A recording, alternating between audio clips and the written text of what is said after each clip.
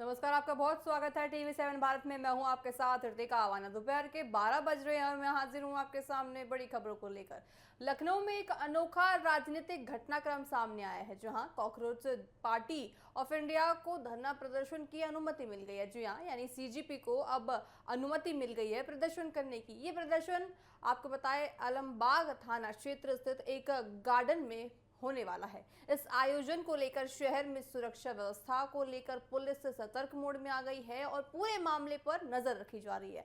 Cockroach जनता party के संस्थापक अभिजीत दीपंके देर रात पुणे से आपको बताएं इंडिगो फ्लाइट के जरिए लखनऊ पहुंचे हैं।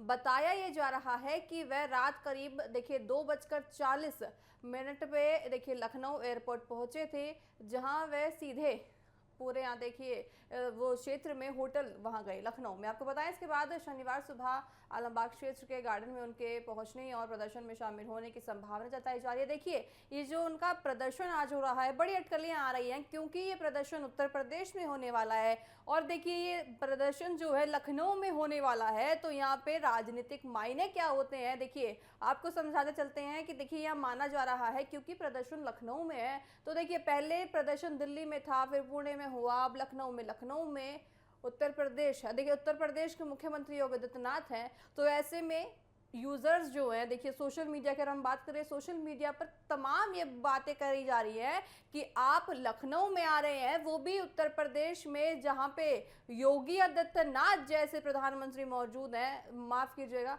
मुख्यमंत्री मौजूद हैं। और मुख्यमंत्री योगी आदित्यनाथ के होने पर देखिए ये माना जाता है कि उनका जो बुलडोजर एक्शन है, उनकी तमाम जो देखिए एक्शन होते हैं, उसमें ये सोशल मीडिया पर बड़ा चल रहा है कि सीजीपी को बड़ा ध्यान रखने की जरूरत पड़ जाती है यहाँ पे अभिजीत को, क्योंकि वो लखनऊ में आने वाले हैं। तो ऐसे में माना जा रहा है कि प्रशासन देखिए सतर्क तो है, लेकिन अगर कुछ देश विरोधी प्रदर्शन हुआ, कुछ देश विरोधी नारे लगे या फिर कुछ ऐसे नारे लगे जो कि देश के विपरीत है या फिर जो अराजकता फैला सकते हैं, माना जाएगा कि यहाँ पे अभिजीत हो या फिर कोई भी प्रदर्शनकारी हो, उन पर सख्त एक्शन होने वाला है। आपको बताएं, जानकारी के अनुसार ये प्रदर्शन 12 जून से 18 जून तक रोजाना सुबह 10 बजे से शाम 5 बजे तक चल सकता है। पार्टी की ओर से पहले ही सोशल मीडिया वीडियो जारी कर लोगों से इस आंदोलन में शामिल होने की अपील की थी। अभिजीत का दावा है कि यह प्रदर्शन पूरी तरह शांतिपूर्ण होगा। इसका उद्देश्य छात्रों से जुड़े मुद्दों, खासकर पेपर लीक मामलों पर आवाज उठाना होगा। लेकिन आपको बताएं,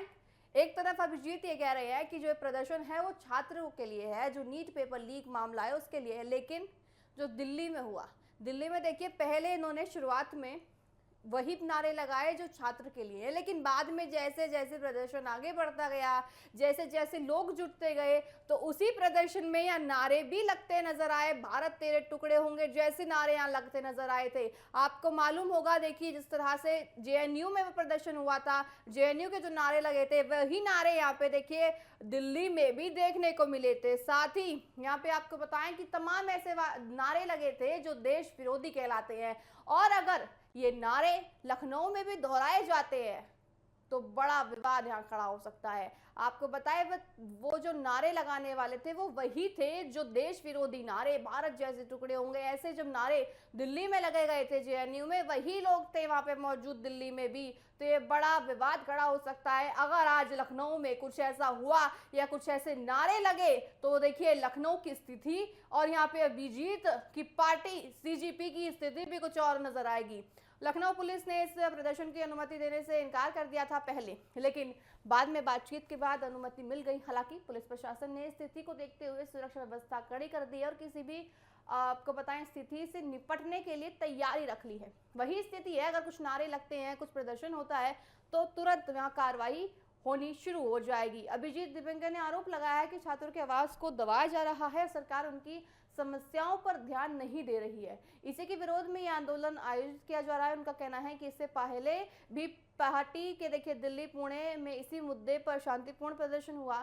फिलहाल प्रशासन पूरे मामले पर निगरानी रखे हुए है और सुरक्षित करने की कोशिश कर रहा है कि प्रदर्शन शांतिपूर्ण तरीके से संपन्न हो। वहीं शहर में इस अनोखे नाम वाली पार्टी और इसके आंदोलन को लेकर लोगों में भी चर्चा तेज हो गई है। कुल मिलाकर देखिए मामला एक तरफ राजनीतिक और सामाजिक मुद्दों पर विरोध प्रदर्शन से जुड़ा हुआ है, तो दूसरी तरफ अपने अनोखे नाम और तरीके का कारण सुर्खियों में लगातार सीजीपी पार्टी बनी हुई है। फिलहाल देखिए प्रशासन की अनुमति के बाद प्रशासन की तैयारी शुरू हो गई है, प्रदर्शन की तैयारी शुरू हो गई है प्रशासन की मंजूरी पर, और साथ ही अब सभी की नजरें इस बात पर टिकी हैं कि ये आंदोलन शांतिपूर्ण तरीके से पूरा होता है या नहीं, या फिर यहाँ पे कुछ नारे लगते हैं या क्या गतिविधियां सामने आती हैं। सभी की नजरें आज लखनऊ में टिकी हुई हैं कि आज लखनऊ में इस मैदान में आखिर क्या कुछ होता है। बहरहाल चलिए खबरों में आगे बढ़ते हैं। महाराष्ट्र की राजनीति में इन दिनों बड़े बदलाव की चर्चाएं तेज हो रही है। खबरों के अनुसार कांग्रेस हाईकमान ने शरद पवार के संभावित विलय को लेकर एक प्रस्ताव दिया है, जिस पर राजनीतिक गलियारों में काफी हलचल है। बताया ये जा रहा है कि इस प्रस्ताव पर अभी गंभीर विचार चल रहा है और अंतिम फैसला होना बाकी है। सूत्रों के मुताबिक ये भी कहा जा रहा है कि शरद पवार पार्टी में अंदरूनी असंतोष के संकेत सामने आ रहे हैं। इसी बीच आपको बताएं, एनएसपी यानी शरद पवार गुट के कुछ विधायकों की गतिविधियों ने राजनीतिक समीकरण और जटिल कर दिए हैं।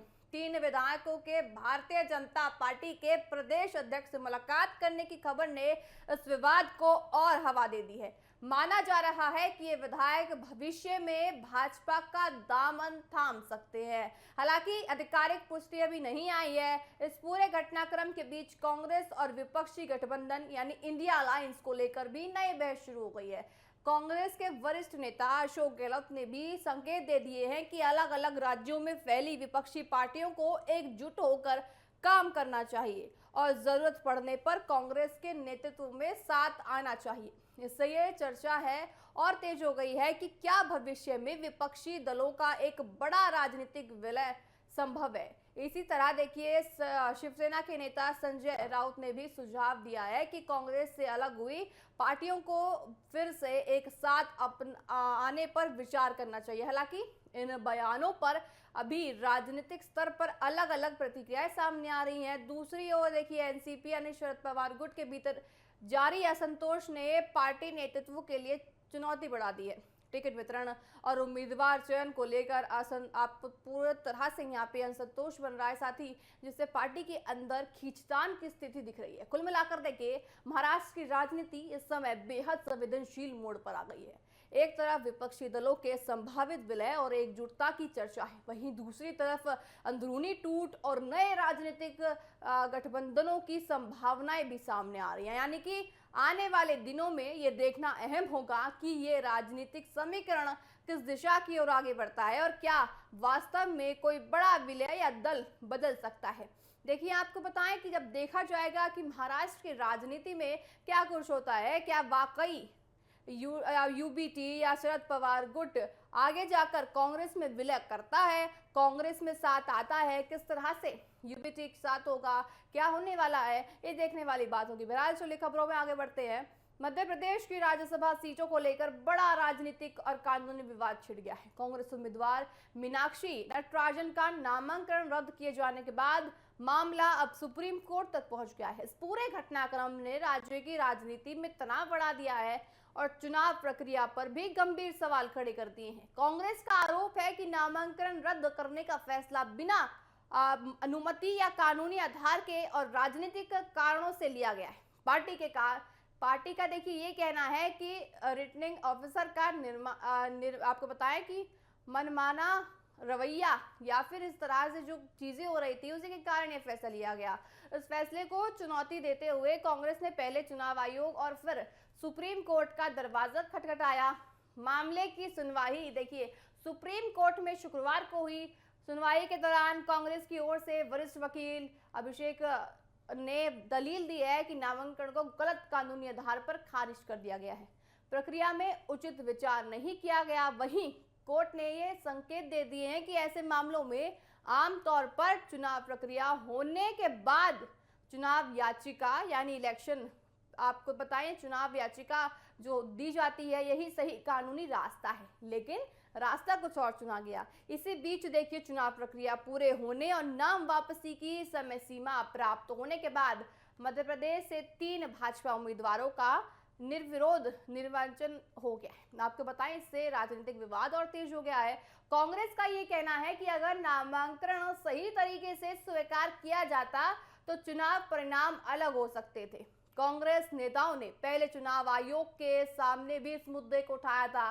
पार्टी के वरिष्ठ नेता जैसे आपको बताएं वेणुगोपाल, जयराम रमेश, सचिन पायलट और भूपेश बघेल ने आयोग कार्यालय के बाहर विरोध प्रदर्शन भी किया था। कांग्रेस का ये आरोप है कि शिकायत के बावजूद चुनाव आयोग ने समय रहते कोई देखिए यहाँ पे जांच नहीं की या हस्तक्षेप यानी उसमें दखल नहीं हुए। इसी पूरे घटनाक्रम पर कांग्रेस नेता राहुल गांधी ने तीखी प्रतिक्रिया देते हुए आरोप लगाया कि चुनाव आयोग और भाजपा के बीच मिलीभगत से ये सीट छीन ली गई है। वहीं भाजपा का ये कहना है कि नामांकन में जरूरी जानकारी और दस्तावेजों की कमी थी, जिसके आधार पर ये कार्रवाई की गई।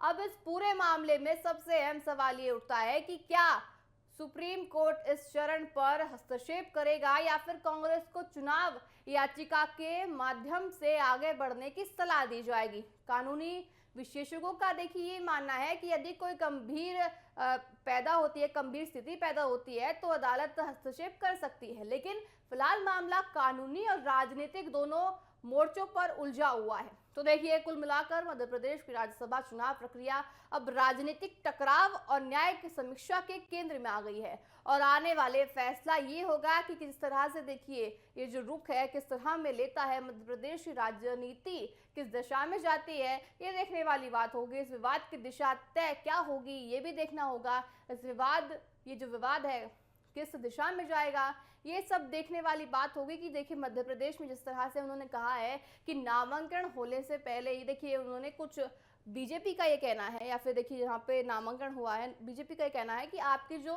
नामांकन हटाया गया है वो इसलिए क्योंकि आपके पास पर्याप्त डॉक्यूमेंट्स नहीं थे या फिर कुछ गलतियां थी। और हमारा देखिए उन्होंने नामांकन किया कि इनकी जो डॉक्यूमेंट्स है पूरी तरह से उनके साथ थे। तो ऐसे में देखा जाएगा कि कांग्रेस अब आने वाले दिनों में क्या कुछ करती है, क्या रुख अपनाती है, क्या एक तरफा बीजेपी यहाँ जीतती नजर आएगी। बहरहाल चलिए खबरों में आगे बढ़ते हैं। आईसीसी महिला T20 वर्ल्ड कप 2026 का आगाज आज से इंग्लैंड और वेल्स में होने जा रहा है। ये बड़ा क्रिकेट टूर्नामेंट 12 जून से शुरू होगा, 5 जुलाई 2026 तक चलेगा, जिसमें दुनिया की 12 टीमें खिताब जीतने के लिए मैदान में उतरेंगी। इसी टूर्नामेंट को लेकर क्रिकेट प्रेमियों में जबरदस्त उत्साह जो है देखने को मिल रहा है, क्योंकि महिला क्रिकेट का ये सबसे बड़ा मंच माना जाता है। टूर्नामेंट का पहला मुकाबला मेजबान इंग्लैंड और श्रीलंका के बीच खेला जाएगा। दोनों टीमों के बीच ये मैच ओपनिंग गेम के तौर पर काफी अहम माना जा रहा है, क्योंकि आपको बताएं इससे पूरे टूर्नामेंट की शुरुआत का माहौल तय होगा। साथ ही इंग्लैंड की टीम घरेलू परिस्थितियों का फायदा उठाने की कोशिश करेगी, जबकि श्रीलंका की टीम बड़ा उलटफेर करने के इरादे से मैदान में उतरेगी। इस विश्व कप में कुल 12 टीमें हिस्सा ले रही हैं, जो ग्रुप स्टेज से लेकर नॉकआउट मुकाबलों तक खिताब के लिए संघर्ष करती रहेंगी। सभी टीमों ने अपनी अपनी तैयारियां पूरी कर ली हैं और अब नजरें सिर्फ मैदान पर प्रदर्शन के लिए टिकी हुई हैं। टूर्नामेंट के दौरान कई बड़े मुकाबले देखने को मिले हैं और साथ ही मिल सकते हैं, जो दर्शकों के लिए बहुत ज़्यादा रोमांच के रूप में देखा जाएगा। ये आयोजन इंग्लैंड और वेल्स में विभिन्न मैदानों पर खेला जाएगा, जहां अंतर्राष्ट्रीय स्तर की सुविधाएं उपलब्ध कराई जाएंगी। आईसीसी ने इस टूर्नामेंट को महिला क्रिकेट के विकास और लोकप्रियता को बढ़ाने का एक बड़ा अवसर बताया है। कुल मिलाकर देखिए महिला T20 वर्ल्ड कप 2026 क्रिकेट जगत के लिए एक बड़ा इवेंट है। ये देखिए साथ ही इस इवेंट से बड़ी भावनाएं जुड़ रही हैं, जिससे न केवल खिताब की जंग होगी बल्कि कई नई आपको बताएं एक नई ऊर्जा भी आएगी। साथ ही दुनिया के सामने उभर कर इनकी कला आएगी। अब सबकी नजरें इस बात पर है कि कौन सी टीम इस बार विश्व चैंपियन बनकर इतिहास रचती है। देखिए T20 पहले से बड़ा महत्वपूर्ण माना जाता है। वैसे में देखिए T20 पहले मेंस होता था, अब वुमेन्स होने लगा है, तो वुमेन्स के तौर पर इसको देखें तो बहुत ज़्यादा लोकप्रिय हो जाता है। साथ ही सभी की भावनाएं जो हैं इससे जुड़ी हुई हैं, खासकर महिलाओं की भावना इस T20 वुमेन से जुड़ी हुई हैं, क्योंकि एक साथ सभी महिलाएं अपना देखिए कला दिखाएंगी, साथ ही उनका हुनर अपना दिखाएंगी। इंग्लैंड और वेल्स में पहला टूर्नामेंट देखिए जो होने वाला है, इसमें देखा जाएगा सबसे ज़्यादा देखिए चर्चा और जो वेट है, यानी कि कहूँ तो जो इंतजार कर रहे हैं, वो दर्शक कर रहे हैं भारत और पाकिस्तान के मैच का। तो सभी की नजरें भारत पाकिस्तान के मैच पर भी हैं कि जब भारत पाकिस्तान का मैच होगा, किस तरह से दोनों महिलाओं की जो टीम है कैसे खेलती है, क्या क्या रणनीतियां अपनाती हैं, सभी की नजरें इसी बात पर है। बहरहाल देखिए, जो T20 वर्ल्ड कप वुमेन वाला होने वाला है, वो बहुत ज़्यादा रोमांच के साथ होगा। साथ ही विश्व चैंपियन इसमें कौन बनेगा, सभी की नजरें इस बात पर टिकी हुई हैं। बहरहाल मेरे साथ अभी के लिए इतना ही। आप देखते रहिए TV7 भारत। नमस्कार।